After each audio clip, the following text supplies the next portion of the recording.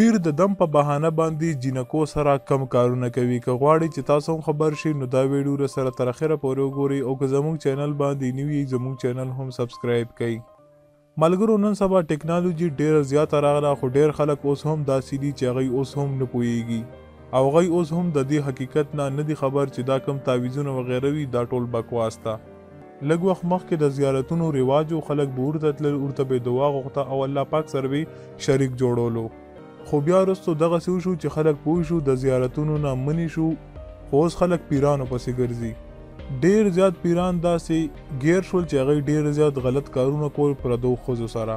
یو څو ورځې مخکې په پینډۍ کې داسې پیر ګیر شو چې د چا به اولاد نه کیدو ښځې به ورلتلې نو هغه به ورسره زنا کوله چې بیا به ستاسو اولاد وشي.